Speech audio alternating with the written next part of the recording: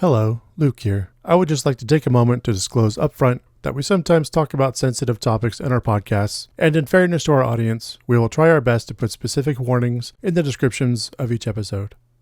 Now on with the show.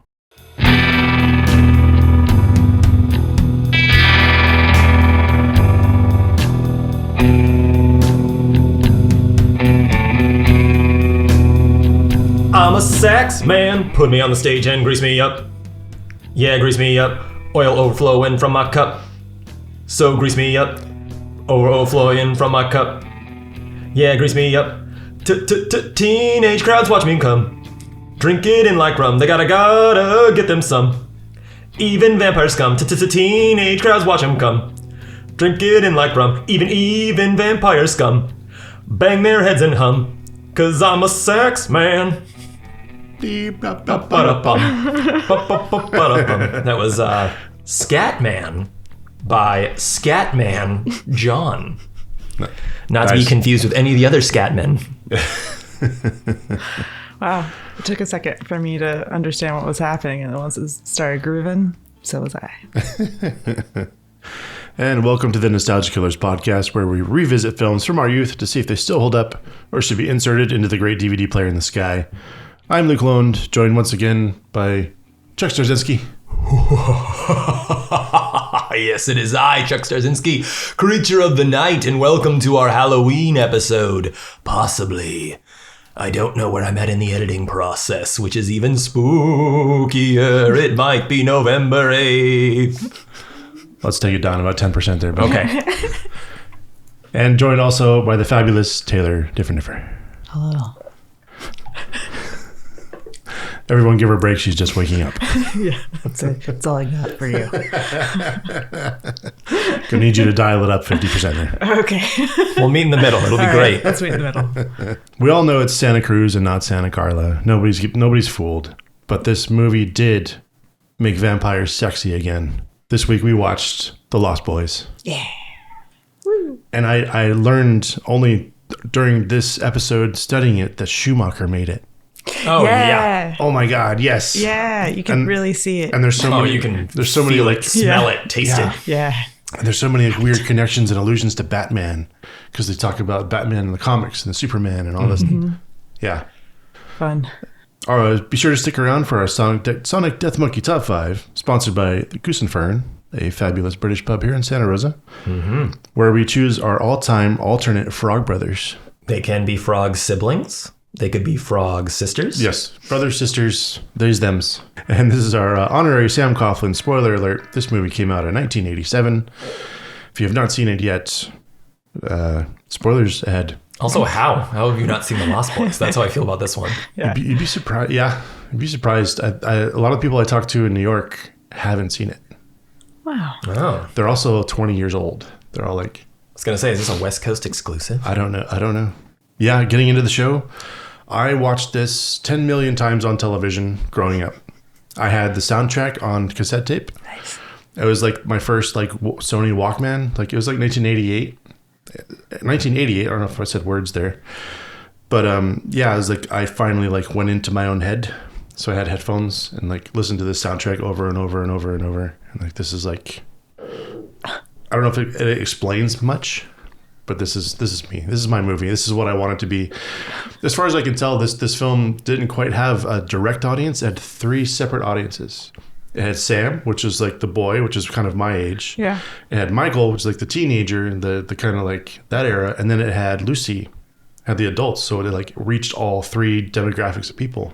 Yeah. So like there's the whole range of people like it. Yeah. I mean, we got Grandpa too. It has Grandpa in there. Yeah. There is a backstory to the widow. What's her name? Oh, I have her name, but it's not written down. Yeah, the grandpa's date. You know. Yeah. Yeah. Widow Johnson. Johnson. Yes. Because it's a dick pun. How about you guys? Yeah, I don't remember the first time I watched this, but it's been, I feel like a staple in my life since high school, at least. I mean, what's not to love for me about this movie? It's just like so much fun. It's so like goofy and fun and hot. Everyone's so hot in this movie. It's the weird middle transition between the 80s and 90s. Yeah. For me, from how I see it style wise. Yeah. It has both. It has both the 80s and the 90s in it. Yeah. It's just. Yeah. It feels very 80s, Feels very 80s specifically. to me, yeah. Like style wise, you know? Yeah. Well, we didn't know what the future held back then. So Yeah, sure. It was soon to be neon colors and hammer pants. So. Yeah. But yeah, I love this movie. It's basically Sam's wardrobe. Sam's like the bright Yeah. colors and everything. that was going forward. That was the 90s. Watching this movie Boy. every 2 seconds, I watched it with my wife, and every 2 seconds she would tap me and be like, I want to buy you that shirt. Like every time Sam did like a costume change, she'd be like, yeah, you look really good in that. I'm going to figure out that shirt. Wow. Sam.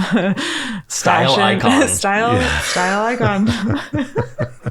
But yeah, much like Luke said, yeah, I grew up watching this on TV all the time. This is one of those movies that like exist in the weird, like just void, non-linear space of like there was never a time before Lost Boys in my mind kind of thing. Like it's just always been there. Yeah, always on TV around Halloween, around this time of year. And I do vividly remember seeing it uncensored for the first time in my like teenage years. Like I was at a friend's house in high school and being so shocked, absolutely blown away when there was blood and like sexual innuendo and all this stuff. I'm like, whoa. Where did you get a weird unrated copy of The Lost Boys? And it's like, no, this is the movie, man. Stop being weird. Schumacher's personal cut. Exactly. And then just as a Northern Californian, I get so excited watching this, just seeing Santa Cruz in the 80s. It's just so fun. Yeah. Yeah. Yeah, and I had my mother was like a huge, like she loved Santa Cruz, and we'd go there every time we were over here. So I remember being there like during that time, and it hasn't changed much. No. And over the past couple of years, I've been there 100 times, and I still recognize things in the movie. Like there's basically the arcade that they film everything outside of, and there's just that one spot. They just turn in different directions to make it look like different sets. Yeah. But yeah, it's all right there, still there. Yeah. No, it's like all of it, like Pleasure Point, all of that. Like I was just like watching it and just being like, God damn. Yeah. I haven't been to Santa Cruz in a few years. I need to visit. For me, the opening as a drone pilot, as someone who does the photography, the wonkiness of the aerial footage, I love it. It's so good. Because I know they just had a cheap helicopter, one camera operator, one camera, and they're just holding themselves on with one hand, and one camera in the other hand, and just leaning outside of the helicopter, just hoping they're getting to get something. all of those shots. Exactly, they're on film, so it's like huge, heavy thing. They can't see what they're doing, but I love it. It's like a huge send back to when they actually had to send up helicopters to get aerial footage of places to establish shots and all that. Like, yeah, that made me feel all warm and fuzzy watching it this time. Yeah. When I told my sister last night that I was watching Lost Boys for this podcast, she was like, oh my God, classic. And then she was like, you got to talk about that opening shot.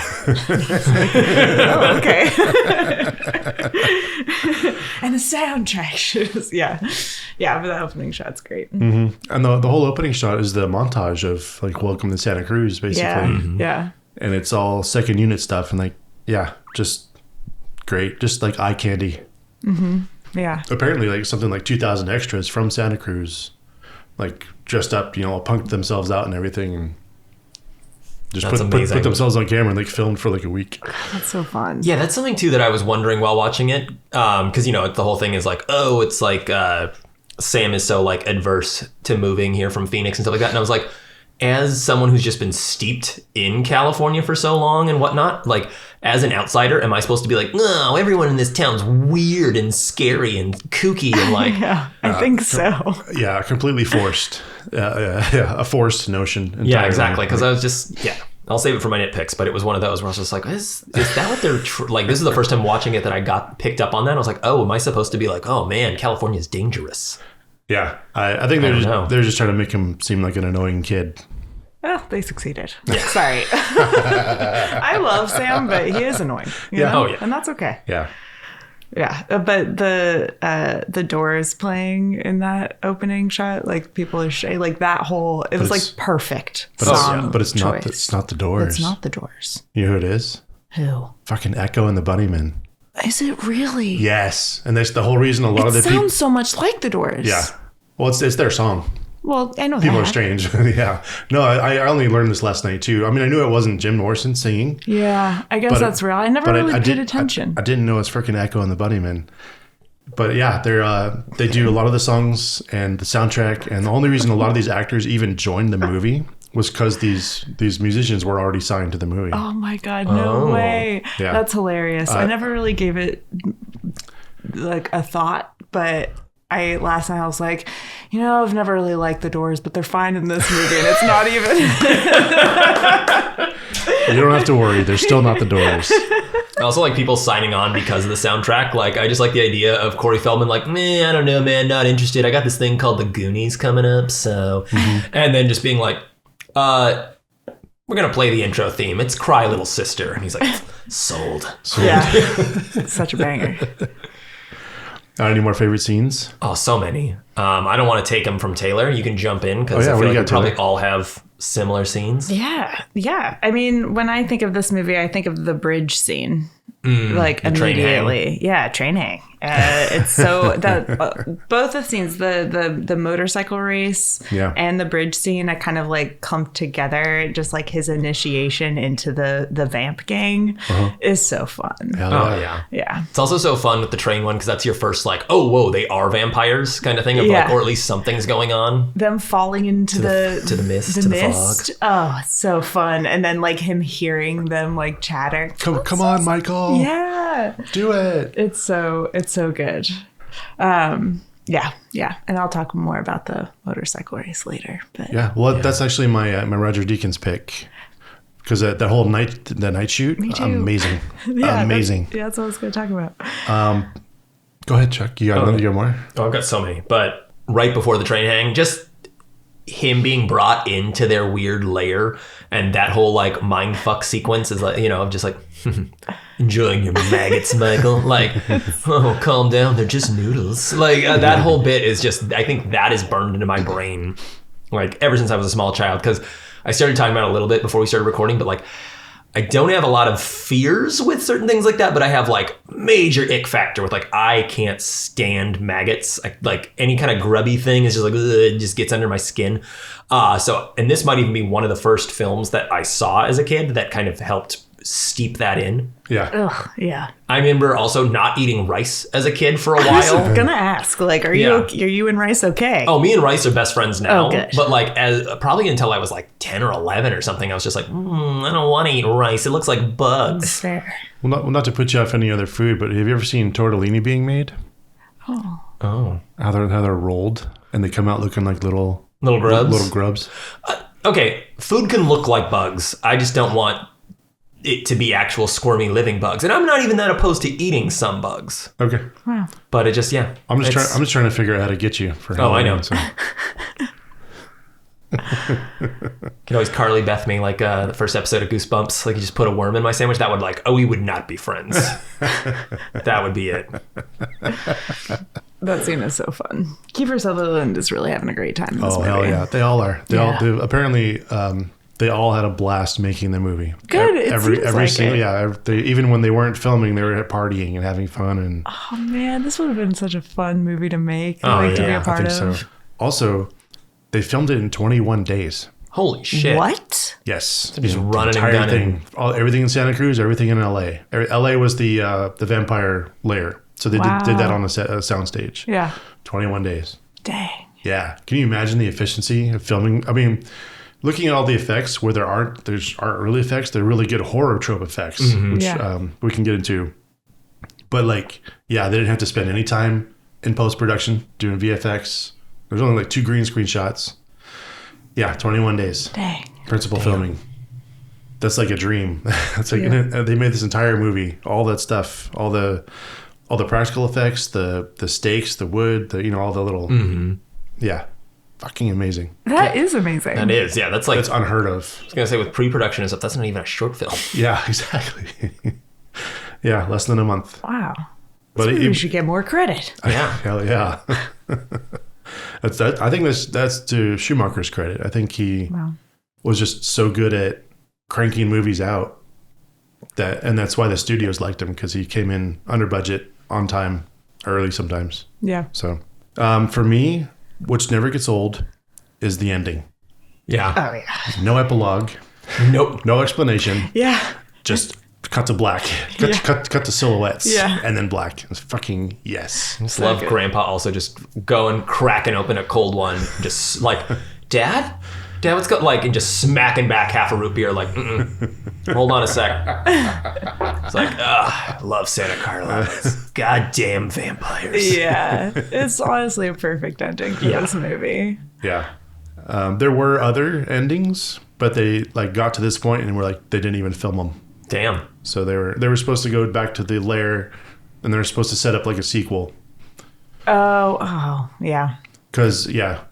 I think I don't think this is part of the trivia, but Kiefer Sutherland. One more time. Sutherland. Kiefer Sutherland. Sutherland. Motherfucker. Okay. Say it 10 times fast.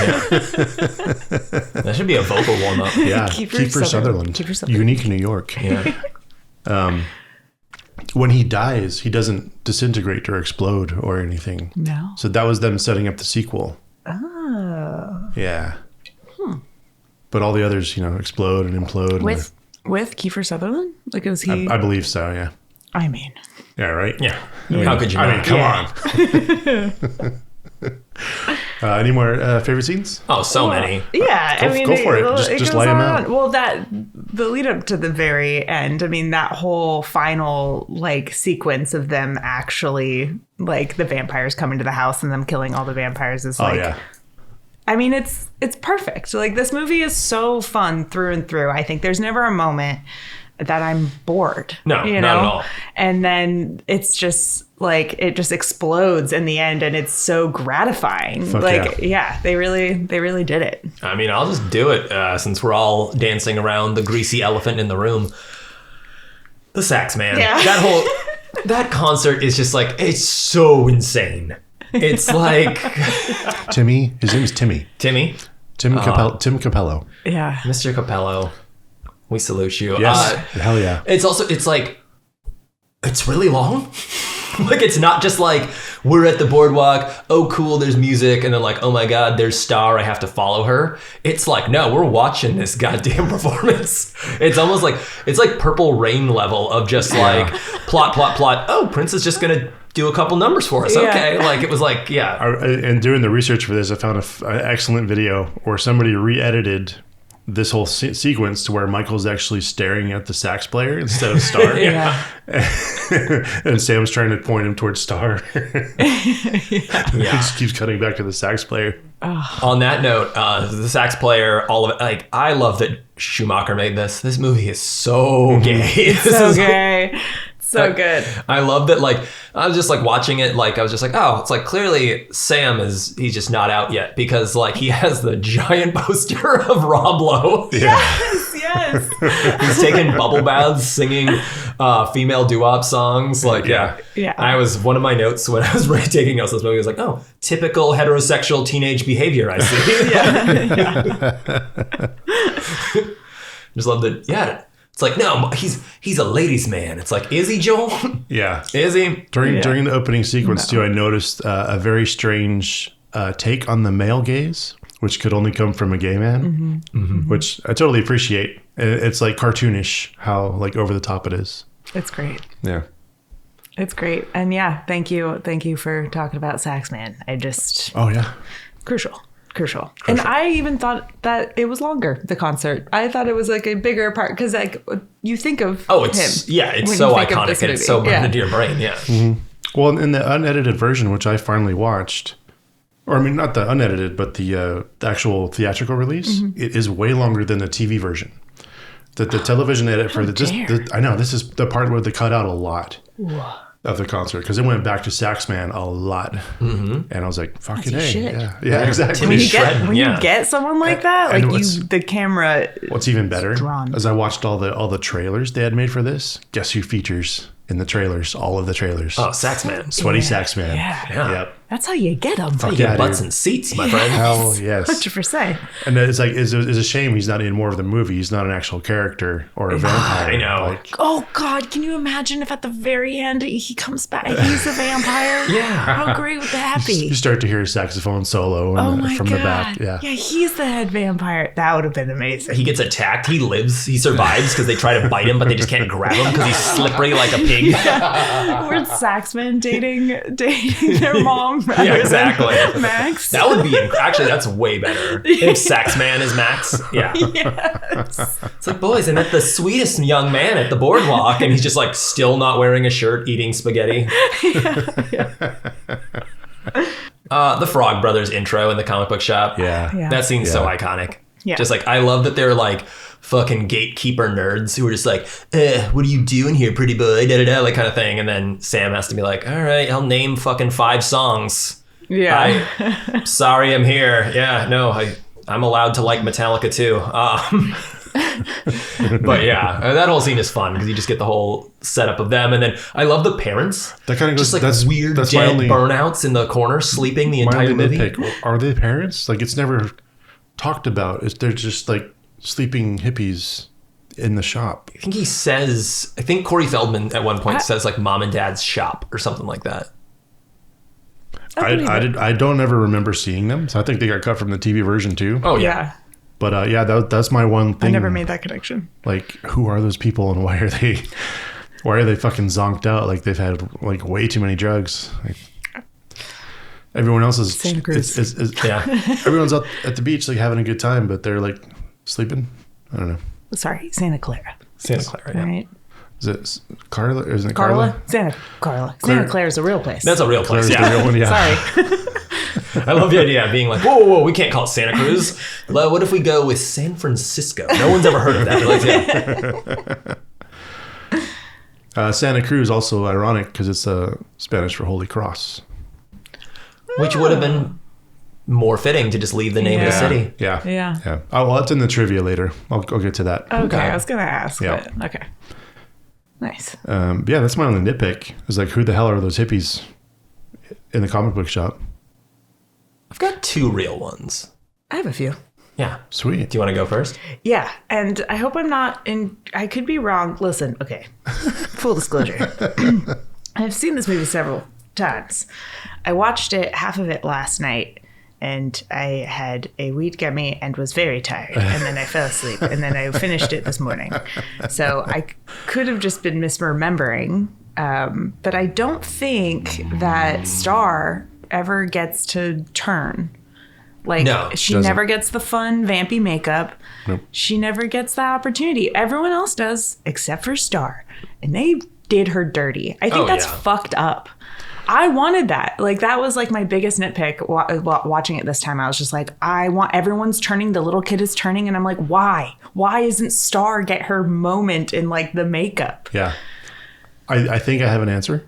Okay. And a lot of the stuff I've read and listened to about Schumacher making this is that his only concern with the makeup was that he wanted the vampires to be sexy, and he didn't want them to look ugly. A lot of the makeup tests they went through was much more. They had way more prosthetics, and they were ugly. Uh-huh. And Schumacher's whole thing was like, don't make them not look sexy.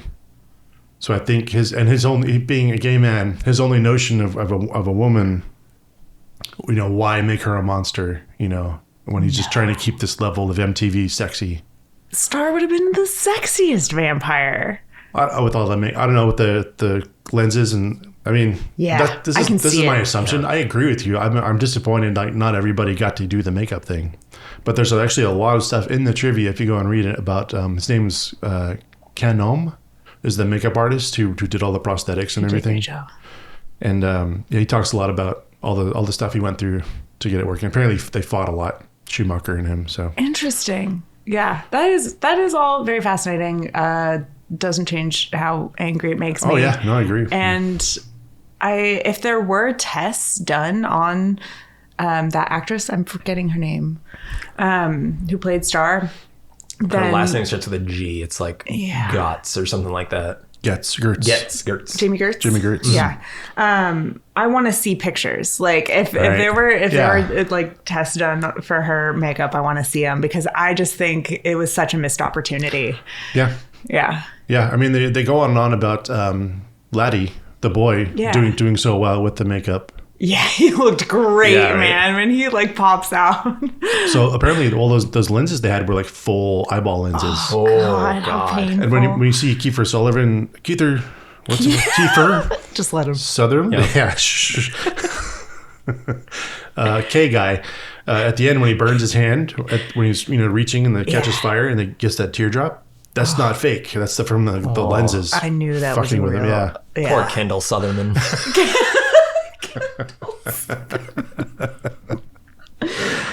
Fuck you guys.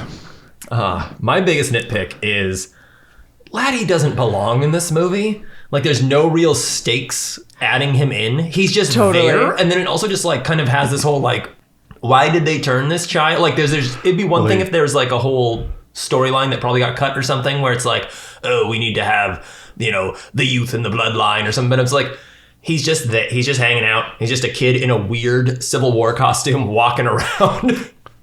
Yeah. You're right. I have an answer for it. Okay. So there's a whole fight with the studio and Schumacher about just how gay this is. And how none of the vampires actually are going after Star romantically. So the story of Laddie is that he's there to be Star's first kill. Oh. Wait. But they don't. She doesn't kill him. So Laddie's there for Star to have someone to have. Didn't she say? But in the movie, she says Michael's supposed to be her first kill. I think so. But like it does in the movie. But like the story that I read, like the whole reason Laddie's there is to be like a child for her to have someone. It does seem like the only reason he's there is for Star to have something to do. Mm-hmm. Yeah, and it goes, and the three of them aren't turned: Michael, Star, and Laddie. So they're not complete vampires yet. Right. But there's also, let's go through the trivia first, and maybe I can explain some of this. Okay. I think I wrote a question about this. If I don't, I'll get back to it. I will say about Laddie. And I wrote this originally as a nitpick, and I'm like, this isn't a nitpick, but when the milk carton is put on the counter and it zooms in, it's like dun dun dun. Oh yeah, and I'm like, missing. I'm sorry, you have this kid. It's like a missing kid, and he's just been traipsing all around town. Oh yeah, everybody's seen this child. Yes, he's not a fucking missing child. Everyone sees him. Yeah, because the vampires are very public. Like public. Yeah. All the shop owners and stuff, like on the boardwalk, are like, oh fuck, here come those assholes again, and their weird child starting fights on the carousel and shit. I would say that's a very 80s thing because that started in like 83. Yeah, and that was a huge trope. That was like they probably couldn't have done a movie without putting that in there. I have one more nitpick. Go for it. And it's when they go into the vampire lair, which that scene I love. Yeah. Mm-hmm. That's not a nitpick, but getting there is like, I feel like there is a scene missing, or it just feels like oddly edited to me. Like all of a sudden they're like kind of preparing and then they're there and then they just get in. And I'm like, wait. Like it was that easy to break in one. Like I know that they have Star and Michael and stuff kind of helping them, but it's like, it also, maybe I'm wrong, but I feel like they broke their own rules that they established, that these vampires have like protectors. Yeah, exactly. There's no guard dog, hounds of hell, anything like that. No obstacle to get past, to get to the lair. And that felt weird to me, Yeah. Well, it has to do with the two places being physically in different spots. Yeah. And the actual cave shots, like down at the water level, it says, all the fencing and says do not enter and all that stuff. Mm-hmm. That's actually shot in LA. Mm-hmm. So that's not even Santa Cruz, but it's like, it's meant to be like you jump over the cliff and then you see the fences and all that stuff and you go in. That would be, if I had a clubhouse, that's where I would put it. And then I'd have very few people coming in. Yeah. But sure. I agree. I understand the why were they so accessible? I mean, you know, And why were they being so loud? That's my thing. Is when they're getting ready to stab him, it's like they're just talking. They're not whispering. They're just like, No. Let's go to the small one. He's probably the leader. Exactly. Like, he's sitting it right next to his head. I'm like, his hairpiece is incredible. He's got to be the leader of all these vampires. Look at those curls. Marco. Oh. And then my only other real nitpick is, I understand this movie is made by a gay man, but Star is so underdeveloped. Like, she has nothing to do in this movie. yeah. She is, I feel like she was put there by the studio just so that it's like, this is about a teenage boy lusting after a teenage girl, Mr. Schumacher. Yeah. And then their whole romance arc just feels so phoned in and unnecessary. 100%. I laugh every time. I don't know if it's supposed to be like romance, like if there's supposed to be an element of romance, but I laugh so hard every time Michael's like, I'm going to the caves to confront David. I'm so mad about being turned into a vampire. And then he just is like, oh, hot chick? All right. And then they just like bone down. Yeah. And then I love when he comes home and Sam's like, you did it, right? Like, you solved the vampire issue? And he's like, oh yeah. Huh. I guess I didn't. Yeah. But I did get laid. It was pretty cool. Yeah. But the lead up to that is like, she's just like, I tried. And it's like, Star, you didn't do shit. No, she didn't do anything. She barely, she comes up at one point and she's like, oh, no, Michael, don't. And that's it. Exactly. It's like, dude. Yeah, they're passing around rough. the wine bottle of blood and just like, Mike, you really don't have to. Like, that's like her, that's her putting her neck out there and really standing up for him. She's like, you don't, it's blood. And he's like, yeah. I'm like, sure. She's like, oh, well, I've done all I can do. Like, okay. It's unfortunate too, because she has such potential in the beginning, Yeah. And she's just like walking down the boardwalk. She's a quintessential 80s babe. She's just like, yeah, man. She's talking about how she'll pierce his ears, and it's like, yeah, like Star. she could be cool. Like, especially like if she's like a cool badass chick who pierces people's ears and stuff, then it's like, how is she not also standing up for like Lattymore and doing this and that? Like, I don't know. She just has no agency in this movie. No. Yeah, absolutely not. Oh yeah. That was I didn't say it, but I'm looking down my notes. Give Star more agency. Yeah. All right, everyone satisfied? Yeah. On to our rainy day pairing. Okay. What would you watch as a double feature with this? I said Monster Squad because it's another horror adjacent coming of age movie. And if you haven't seen it, it's fucking incredible. I haven't seen it. It's about a group of kids having a run-in with like all the iconic Universal monsters. So like Frankenstein's in it, Wolfman, Dracula. I haven't seen it in years. I think Creature of Black Lagoon, stuff like that. But basically it's like, it's very Scooby. It's got kind of Scooby-Dooey vibes like that. But it's also got the weirdest slight 80s edge where they're like, this is for kids, but like, it's a lot of cleavage. That kind of weird 80s thing. Yeah. Also, one of the greatest lines ever. They're like fighting the monsters and one of the kids freaks out and kicks the Wolfman like in the groin. And then the Wolfman's like, and then the kid goes, oh, Wolfman's got nards. Like, as in, like, he's got a weakness, guys. We can do this. Yeah. Nice. Well, I wrote down one movie, but I'm thinking of another one now. So I wrote down Thunderdome. Okay. It has a couple connections, which I can't get into until after trivia because I'm a bad writer. But I'm actually thinking of Stand By Me now. That's a good one. Because it has even a couple more connections with Kiefer, what's his name, and Corey Feldman are both in that movie. Yeah. That's kind of what reminds me of this era. Stand By Me. For sure. I haven't Lost Boys. seen Stand By Me in a long time. I forget that Kefier Solomon is even in that. He's like the bad bully, the punk. And they filmed it right before they filmed Lost Boys. So they came right off that movie onto this one. Damn. I did not come up with a... Will Wheaton, right? Stand By Me? Yes. Mr. Yes. Yeah. Yes, it does. Yes, it does. I love him. I didn't come up with a double That's fine. feature. Anything coming to mind now? No, I wrote one down kind of just to have something to say. But, whatever. I wrote down Trick or Treat. I've probably already talked about this movie on the pod Trick before. or Trick R? Because very different. O-R. So the like hair metal one. Yep. I love that movie. I love that movie too. I just think it's so fun. I have not seen this. Oh, it's available for free on YouTube. Okay. It's a great Halloween movie. Takes place on Halloween. It's super fun. Right on. I'll check it out. Yeah. Thanks, Very G. like satanic panic, like rock and roll was the devil kind of like scare tactic stuff. It's super fun. Nice. On to this movie's cocktail. Yeah. I don't know why you guys are being so weird and not touching it. It's not like it's full of worms. They're only noodles, Michael. We're drinking they're only noodles, Michael. So we have 2.5 ounces of a pho spiced bourbon. So I took bourbon and I seasoned it with a bit of star anise, cinnamon, cardamom, clove. And then we have 1/2 ounce of simple syrup. Stir the ingredients together over ice.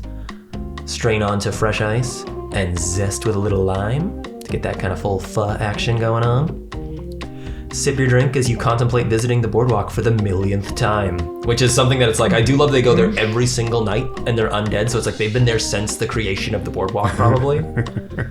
It's like, so They own the never gets boardwalk, old. man. Well, yeah. There's also. Do you have more? Oh no, I was just Okay, gonna sorry. say. I didn't mean to interrupt you. I was gonna really quickly say that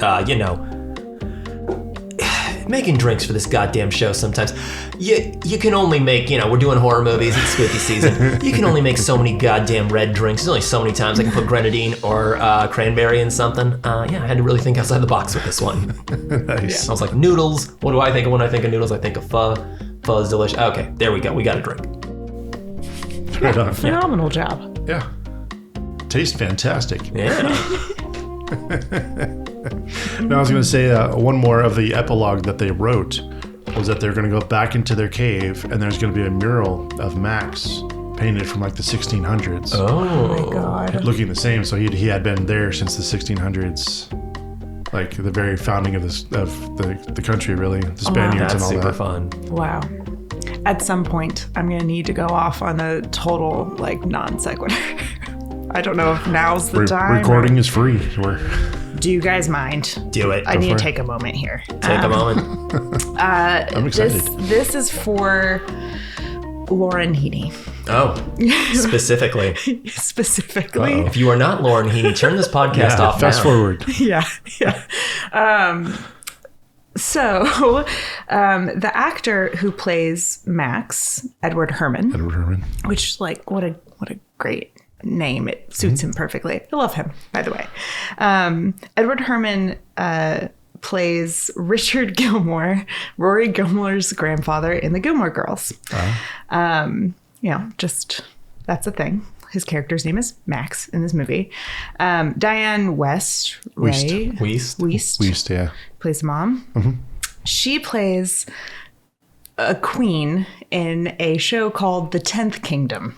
Ooh. I don't know if I know you've heard of it because of your wife, Lauren Heaney, but this is like an old fantasy show from I don't even remember, late night. Must have been early 2000s. Yeah, early 2000s. It's like back when NBC and all those guys used to do big mini series. That'd be sweeps week kind of thing of it's we're doing Stephen King's Rose Madden or whatever, but we're taking 9 weeks to tell the story. Yeah, it's like a little fantasy kind of mini series that they did back in the day. It's really fun.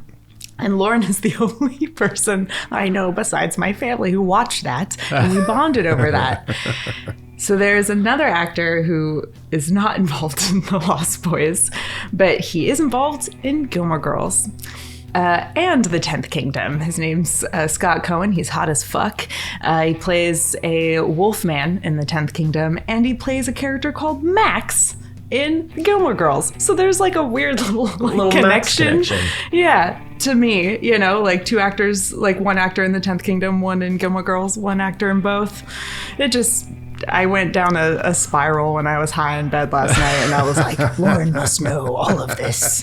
So that's it. That's all I got. Well, I'm glad to tell you there's even more coming up in the trivia. So, Really? Yeah. Oh, got even more with Mr. Herrmann. Oh, love him. Yeah. R.I.P. Good to go? Good to go. Let's take our first ad break. Ad break number 1.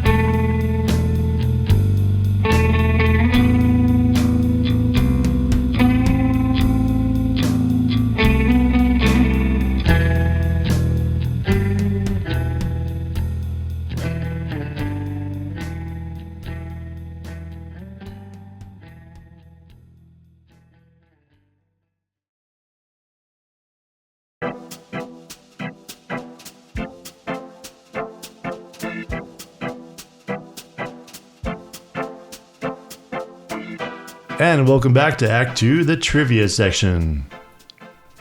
Let's start off with question number 1. The town of Santa Carla is obviously Santa Cruz. True or false, the officials of Santa Cruz at the time didn't want another movie made in the city to make it look bad, so they agreed to allow the film to proceed only if they changed the name. True or false? I'm going to say true. I'm gonna say true. It's false. Damn it. This is, sorry. I'm like, that seems reasonable. Yeah. There was talk about it because there was a movie, I forget, Kiefer Sutherland was in it, but it was also set in Santa Cruz, but it was about the murders. So they did have a murder problem with the serial killers. Oh. So Santa Cruz had an image problem. Yeah. But as far as I can tell, Santa Cruz didn't say don't mention her name. So that the name change was in the script already. So it was a Schumacher thing. So Yeah. Okay. so yeah, it wasn't like them coming down on the movie going, you gotta change the name, man. You can film here, but See, I assumed it was because it's just so clearly Santa Cruz. Like Yeah. if you've been anywhere remotely near the town. Yeah. But now that I think about it, it's kind of fun to change the name ever so slightly because it's almost like it's a comic book. Like it's like it is, you know what a little more city it fictitious, is, yeah. right? But it's a fictitious place. Yeah. And that's kind of fun. That's how I always thought of it too. I always figured they changed it for the fun of the story. Yeah. Right on. Question number 2, true or false? Corey Feldman was fired from the film after showing up unable to work or stay awake after a cocaine binge. I'm going to say true. He's so young, but he's also just so, he's a child actor. And you gotta keep them kids awake with pep. Wait. I am gonna say false just to be different. Okay. Part of me thinks this is a trick question now. And like that you might be referring to Corey Haim and not Feldman. Oh, wow. But I'll just stick with you because why not? Well, you should take a card because you're right. Really? Yes. So at the so at the beginning, Corey Feldman showed up to set, completely fucking strung out. Wait, Corey Feldman? Yeah. Okay.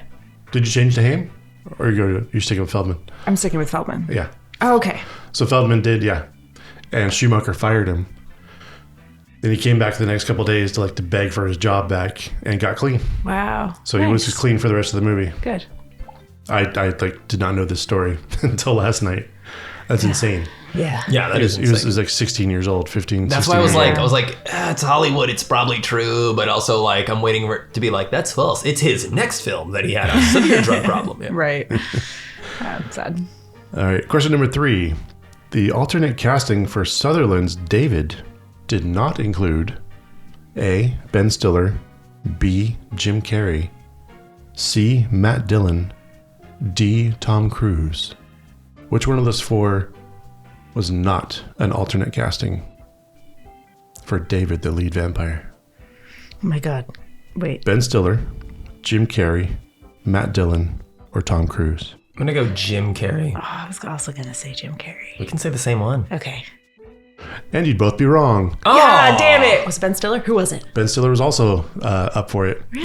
Matt Dillon and Tom Cruise were not, as far as I can tell. But Matt Dillon's so hot. And he's so That's right why. there. That's why I put him in there. I'm like, he's got to be in there. He's so hot. Yeah. So Ben Stiller was an early pick for David, and just the Lost Boys in general. That is hilarious. And Jim Carrey was in a movie right before this called Once Bitten, where he's also a vampire. Oh, okay. So I was wondering where Once Bitten. I thought Once Bitten was like after this. That's Yeah, why I was I like, did I didn't too. think he was there yet. Yeah, it was 1985. I didn't know Jim Carrey was. I know there was Earth Girls Are Easy. Yeah. But I didn't know he was acting that early. Damn. Thinking outside the box. I know. Should have gone with Matt Dillon.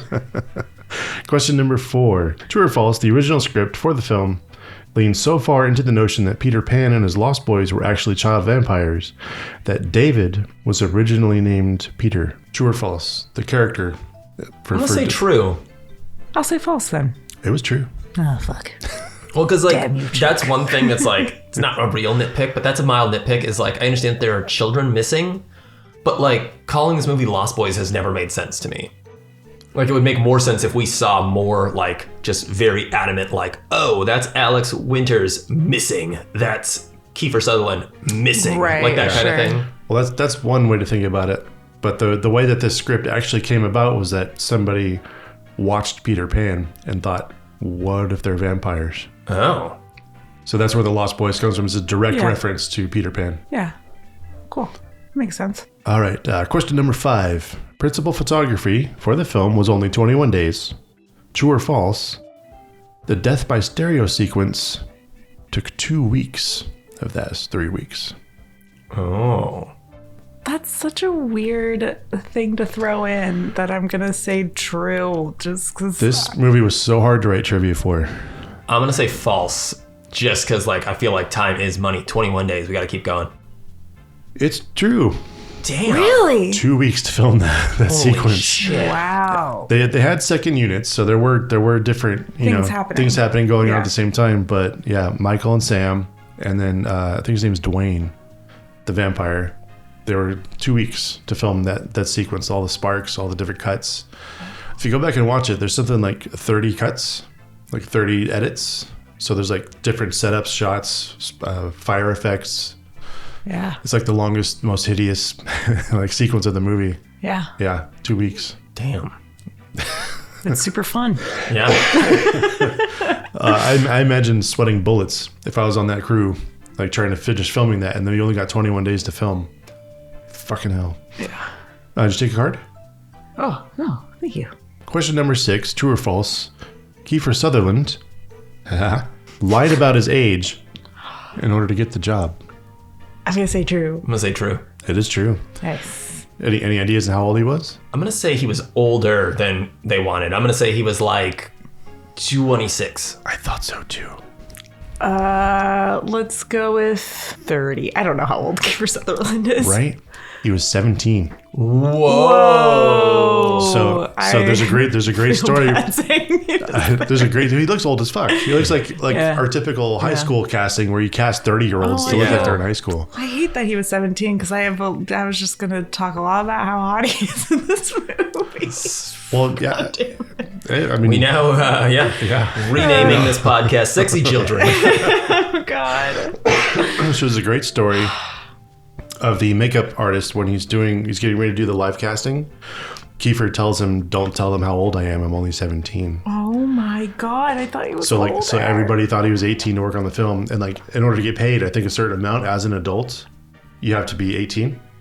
So if you're 17 still, you still need a minder, like a children's representative, something like that. I was like, yeah, there's also probably labor laws, so he probably got to Labor do laws. like really crazy long night shoots and shit because he Yeah. was an adult. Yeah.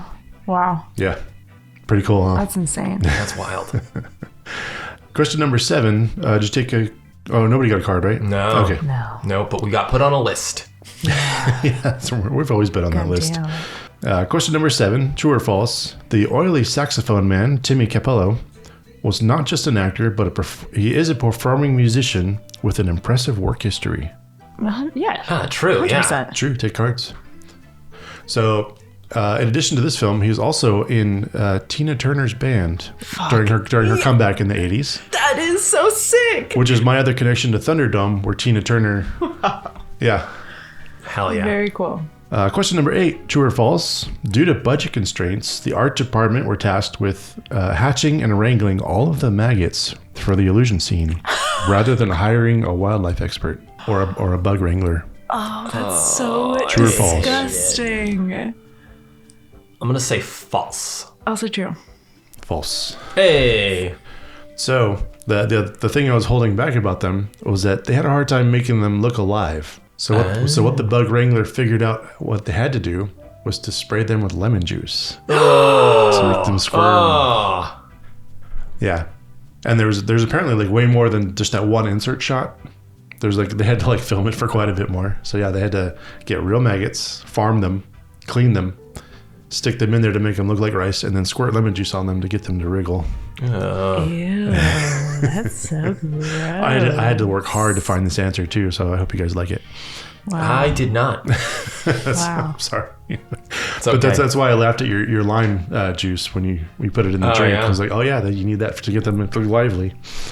Ew. I'm pretty sure they did the same thing for the worms, like the chop suey afterwards. Just burning these insects, basically. Yeah, pretty much. Fucked up.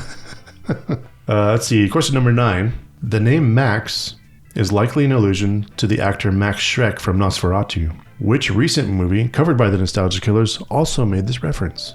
That would be Batman Returns. Cool. Yeah, that's correct. You can take a card. I wrote this because we're all on that show. So, but Max, Christopher Walken's character Max, is a direct reference to Max Schreck from Nosferatu. Gotcha. Yeah. I was waiting for you to be like, false. It's actually the film Shrek. That was a Nostalgia Killers deep cut right there. Beautiful.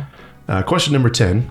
Edward Herrmann, who plays Max, starred in which previous Nostalgia Killers episode? Is it A, Howard the Duck, B, Overboard, C, Addams Family, or D, Three Ninjas? Is he in Overboard?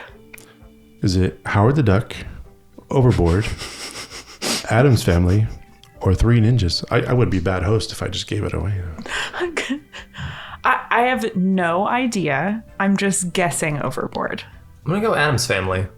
Overboard takes it. Whoa, nice. He's the disconnected husband. Yes, on the totally. yacht. It was all very vague. Listen, I haven't seen that movie since I was a kid. Nobody has, just me and Robert when we did the episode on here. I remember listening to that episode and being like, I don't need to see it again. Yeah, exactly. So, yeah.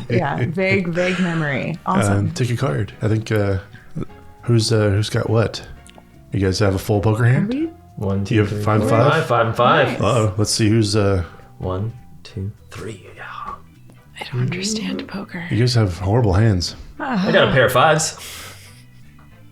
And... If we flip this, I have a 69. Oh. I'm sorry, Taylor. I think Chuck wins it. Damn it. Hey. with the one pair. Holy cow. Well, that wraps up this trivia. We're not going to an ad break yet. We're going to thank our executive producer, Addie Martinez. That's right. Thank you, Mama Addie. You know, you're out there doing the Lord's work. You're sharpening the stakes. You're chugging your root beers. You're out there courting the widow Johnson. You know, you're our grandpa. You're our protector. And thanks for housing us. And if you'd like to be our grandpa and protector, you can support us on Patreon for $15 a month to be an executive producer and have your name shouted out on the episodes. Or just $5 to see the behind-the-scenes content, which I have not uploaded in quite some time. But hey, you give us $5. It's going to be a lot of work. We'll do it for you. Yeah, give me a $5. I'll have the incentive to do it. No, Exactly. That's just the wrong attitude. But it's patreon.com/Nostalgia Killers podcast. And with that, we'll take our second ad break. Ad break number 2.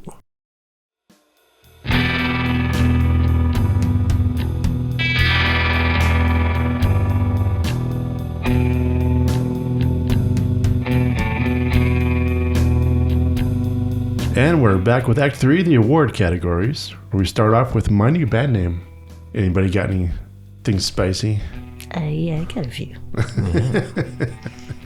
The first one I came up with is Nothing Legal. It's pretty good, right? I fucking love that line. I wrote that down in my notes.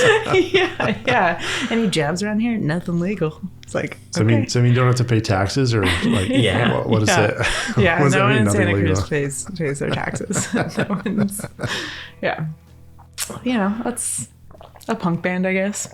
Yeah. Also, just what a thing to tell a teenage boy, too. Yeah. It's like, oh, first guy meets a fucking creep. Is it safe to... So is Kiefer Sutherland the only minor out of the vampires? They're all minors. What do you mean?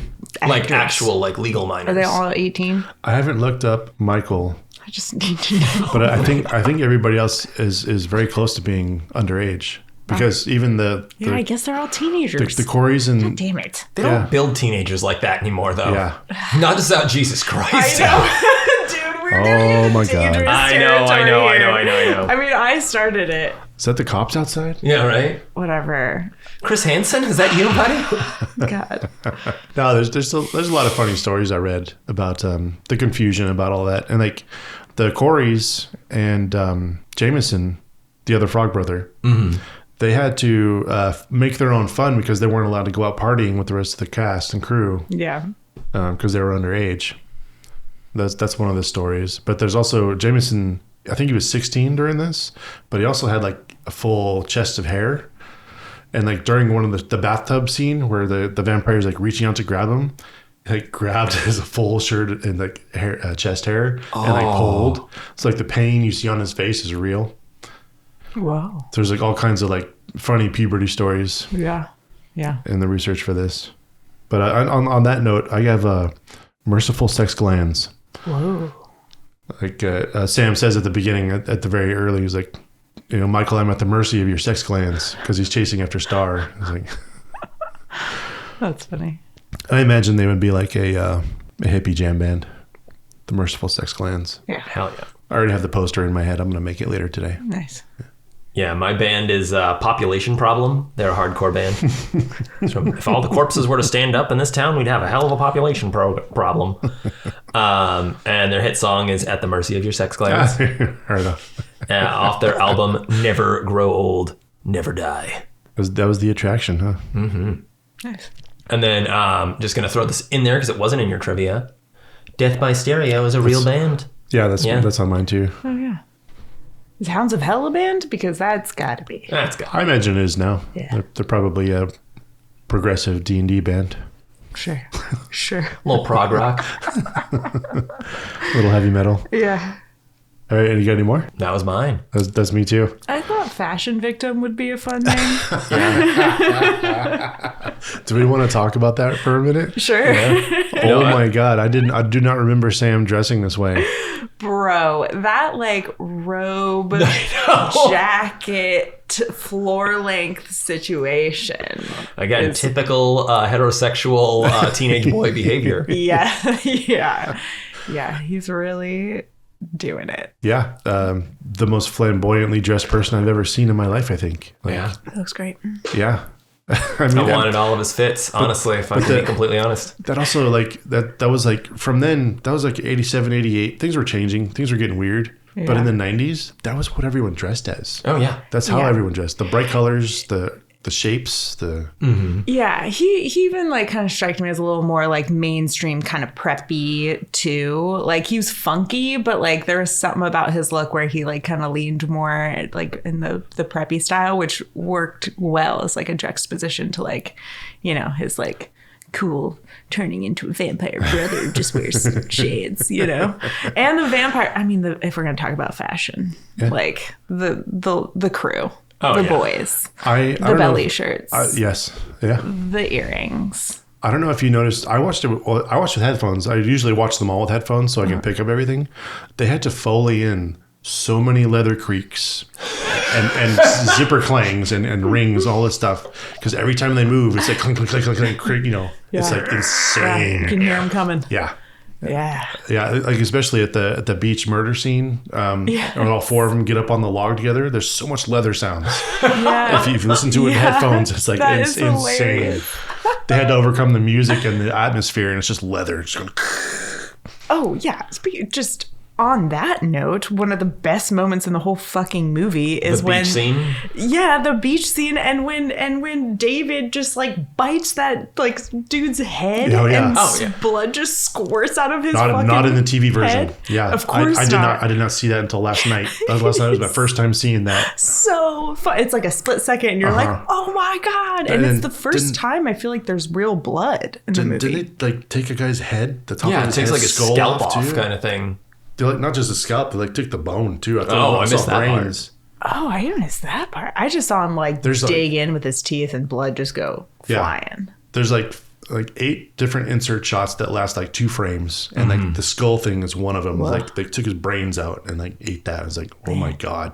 It's so fun because they're like a fun little gang. They're just like hanging from bridges and just like being teenage boys, and then like all of a sudden they're just like ripping skulls off. And it's like, yeah. I always like it too when people tweak with like vampire lore. Like I like that these guys can like they can also eat regular food too. Yeah. So they are just hanging out eating Chinese food, having a snack. Yeah. Yeah, they mess around with the lore, but they also like honor it, Yeah. It's fun. They do a good job. And then they don't mention it in the movie. They don't say it out loud, but the people that they eat are another gang called the Surf Nazis, Yes. which were supposed to be in the sequel. This was supposed to be their nemesis in the sequel. Yeah. I only know this because I had to watch this on my laptop, and I rented it from Amazon, unfortunately, because I don't have like my DVDs with me where I am. Right. And I couldn't figure out how to like how it pops up like the actors like in the corner. I couldn't figure out how to keep turning that off, so it kept popping up, and it was like Surf Nazi 1, Surf Nazi 2, and I was like, what? I was like, I guess they're all surf Nazis, whatever that means. Yeah, and also it's like, am I supposed to like now be rooting for the vamps because I'm like, well, they are killing Nazis. Yeah. Right. Yeah, exactly. I'm gonna stick with that. Right on. Are we ready to move on? Yeah. Let's go on to the Roger Deakins Would Be Proud Award for cinematography. Oh yeah. And we mentioned earlier, I'm pretty sure, was it recording? I don't remember. But I think it was. Who knows? yeah, the nighttime bike chase. Yeah. Like, just really difficult to do. Filmed really well. There's parts of it where they used the headlights from the bikes to actually light the scene. Just masterful. Yeah, I thought it was great. Is that like fog? There's all the fog and yeah. I think a lot of that is on the soundstage. Okay. So they can control it. Like once they get into the fog, yeah, it's all soundstage stuff. Yeah. Yeah, that was wild. Like they did something in that where like you could see like it was like a POV. You were on the bike, and it was like you could see the headlamp and like what was in front of you, and then it pans out, and then you see the cliff, but it's like a reverse. Yeah, it's so trippy. It's a really weird VFX shot. Really weird. Yeah. That was like, that tripped me out. I had to rewind and watch it a few times because I was like, what's happening here? That's my favorite. Yeah, there's a lot of really good like just still shots, just B-roll shots of Santa Cruz, which I love. Sure, yeah. But that stuck out to me as the most like thing I would champion. Nice. Yeah, mine was just like a very classic horror trope shot. It's the like they do a push zoom into Michael at the bathroom door when he's like about to attack Sam, and then they flip that with a pull zoom from Sam in the bathtub. And it's just like a very classic, just kind of like boom, like going in on the killer, coming away from the victim, kind of like Oh yeah, that's how they got away with a lot of the not using special effects. Is that they turned the camera into the vampire. Yeah. So like at the beginning, the people that get killed in the car. Yes. Yeah, it's just the camera going in and it's like It's so fun. The cop too. Yeah. Yeah, it's just filmed with like the tropes in mind, and like everybody understands what's happening. Yeah.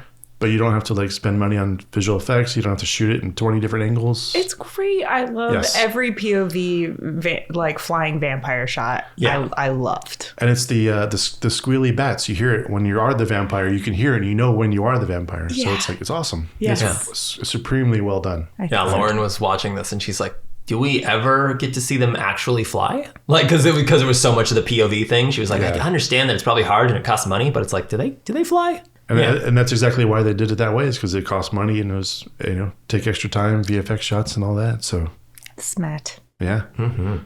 On to is that Channing Tatum in a dog collar? And I got the Rob Lowe poster. I got Rob Lowe's abs. I'm like, fucking A. I also wrote down Rob Lowe on the poster. And people say it's because Schumacher was just like, oh, that's a hot guy. But they actually worked on a movie together right before this. Oh, really? Yeah. Nice. So it was like they worked together. So it was a little callback. Yeah. If you look at all the posters, there's all the posters for In Excess, Echo and the Bunnymen, the Doors, all that stuff is like just on the walls. Yeah. Because it's all the stuff they've all been in. In the video store, there's Goonies. Yeah. Which was just a couple of years before. And then there's like everything in the background is stuff that everyone in the movie's already worked on before. So it's like little Easter eggs everywhere. That's very fun. Yeah. Yeah, I went for very, very low-hanging fruit. I just said Alex Winter. I guess my second one. Yeah. Oh, God.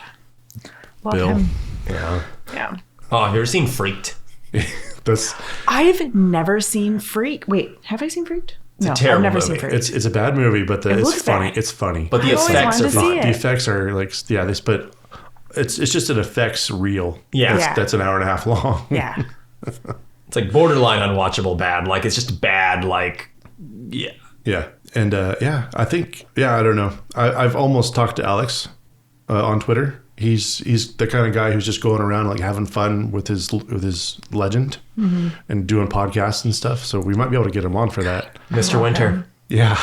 Alex, buddy. There's a chill to the air. It's your season. There are tons of other, like I said, all the posters and all the movie stuff in the background. There are some characters that were cut in editing. So there were some of the people, I don't remember the names. I don't know what they were. I don't remember them from things, so I didn't bring them up. But there are other things if you're interested. Interesting. Onto the Hans Gruber Deathfall Award. Oh, yeah. I've got Death by Stereo Dwayne. Just that's my guy. Hell yeah. Yeah. My favorite's the vamp who dies in the tub. Oh, yeah. That's my favorite, too. Yeah, it's so good. It's so gross. They really go there. Like I don't even remember like seeing the skeleton. And I was like, oh, yeah, that was not in the TV version. Yeah. All of the blood coming out of the faucets and stuff. I was gonna say all the goo. Yeah, There's way more of that this time around. Yeah, it's that death was extra as fuck, and I loved it. And it kept going too. It just didn't stop. It was like, where's it all coming from? Yeah. He's got the most like expensive death in the movie. He does. It just keeps spraying everywhere. I was like, wow, they blew up a toilet for it too. I was like, they went all out on his I death. felt sorry for Grandpa's house. Like, I know. It just kept getting destroyed. Yeah, he's used to it. Why I like Waterworld, and I've been meaning to change the title of this to move on to something else silly, but it could be after last week's episode. It could be Justice for Juno, a controversial hot take. okay, yeah, let's change it. Oh, okay. I don't know what that means, but I'll find out. Yeah, listen to the Descent episode if you haven't yet. Nice. And you haven't because it's not out. As I have not ended it, yes, but little movie magic here. By the time this one's out, Descent will be out, so we don't have to say anything. Oh yeah, sorry. Controversial hot take. I got one, and mine goes Into My Blue Velvet, so I can go last. Okay. Well, I have two. one's kind of funny and one's kind of mean, which is the whole point of this thing, I think. Yeah. My first one. My first one is Beefcake sax player deserved his own movie. Oh yeah. Should have had his own vampire movie. He needed to be in it more. He needed to at least get killed or something, you know? Yeah. We spent so much time with him at his concert. Like, how is he not, like, stepping off stage, wiping some sweat and getting bit? You know what I mean? My mean one is we got left with the wrong Corey. What do you mean? Corey Haim passed away, but we have Feldman, who's super problematic now. I'm wondering what life would have been like if we'd have gotten the other Corey. Not that I wish anything bad on anybody, but Feldman, man, when he came through Petaluma, did you go see He's him? a piece of work. No. And you know about his like entourage Yeah. of underage girls and his band and all that stuff. Yeah, he's not great. Yeah, Did not know any of this. Yeah, he's Creepy little sex pest. kind Yeah. of, yeah. Yeah, I like to just pretend it doesn't exist because I love a young Corey Feldman. He's in so many iconic movies that Exactly. mean a lot to me. And have you watched Loaded Weapon yet? Okay, don't watch it. I would love to watch it with you. Okay.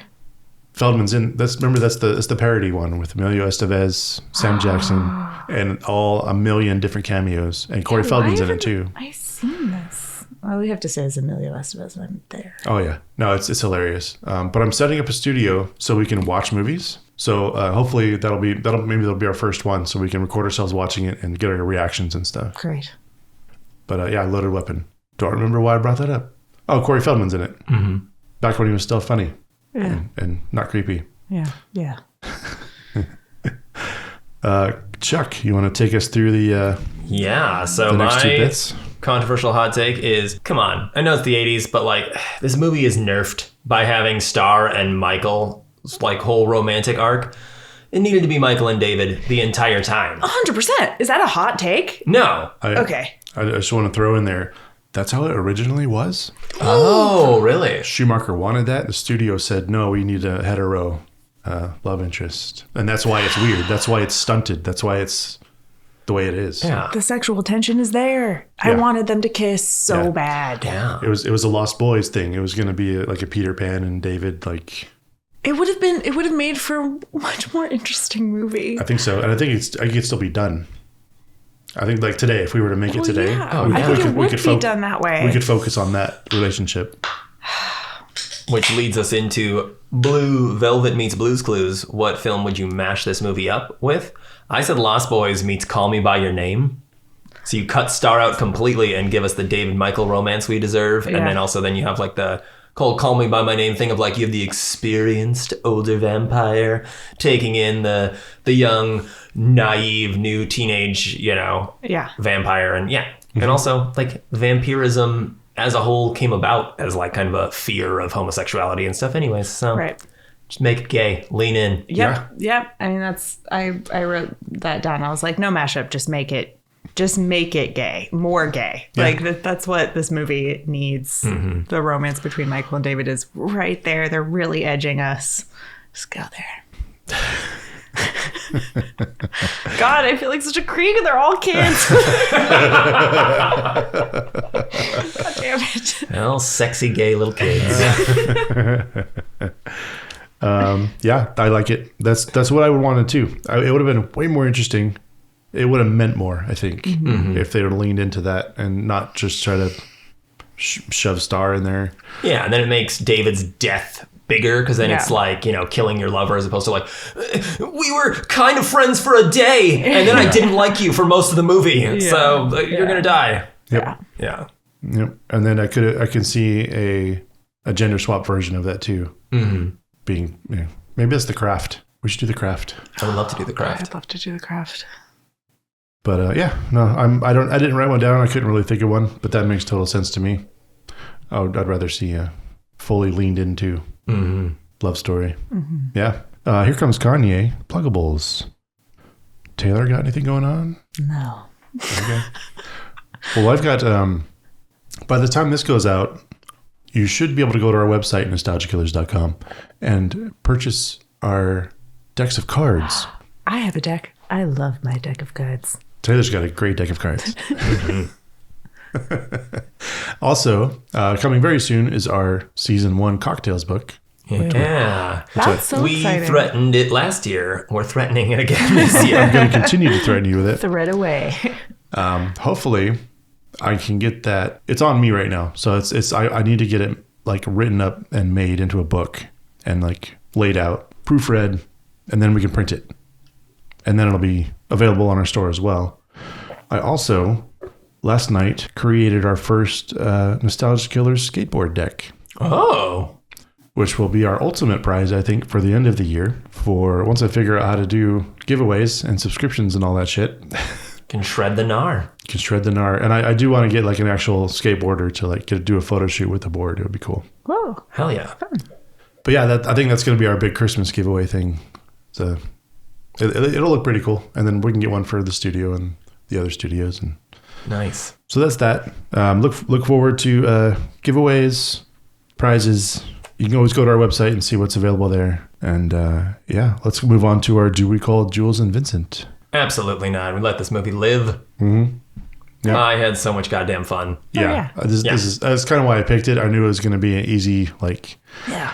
Not an easy kill, but an easy just a fun movie that I know I love. I still love. I have such fond memories of it. Another movie that's part of my DNA. Totally. Just is me. Yep. Yep. It's a classic. And that'll bring us to our Sonic Death Monkey top 5. Which alternate Frog Brothers would you like to see for fun or for real? I only wrote down 2, so I'm sorry. That's all good. okay. I can start off with my number 5. I got Kevin Bacon and Fred Ward from Tremors. Oh, hell yeah. Nice. Yeah. I'd love to see those guys because they're just a funny, Just a couple good old boys. good old boys. They're bumbling idiots, but they'll probably get the job done. Totally. My number 5, I went, and this is just, what I want to see, not actually like who I want in a hypothetical Frog Bro world. I said Blade and Celine from Blade and Underworld. So it's just like, movie is 10 minutes. I was like, man, we got a vampire problem. And Blade just literally one swing. And then, Celine scissor kicks somebody off of one of the cliffs. And that's about it. I didn't even think about that. That's right. What you get, Taylor? I wrote Sean Astin and Elijah Wood. I just, as the hobbits or just as themselves? No, just as themselves. Just as themselves. But we both know that they're also underage?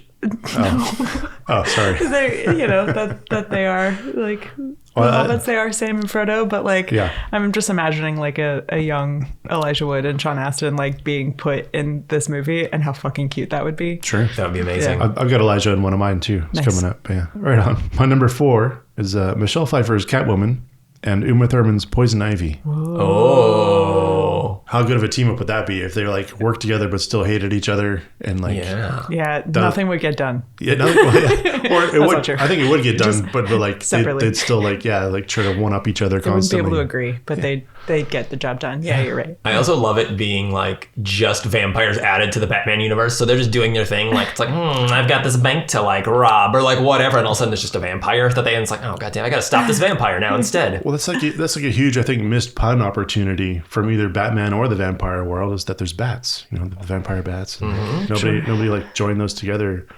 I don't think there is a vampire. There is Morbius and stuff, but that's DC or Marvel, whatever. Mm-hmm. But yeah, I don't remember any Batman going up against any vampires. No. I guess the Frog Brothers might know. I don't know. Yeah, you'd have to ask them. Not me. That's for sure. Yeah, my number 4, I had Kim and Zoe from Death Proof. Nice. Fantastic.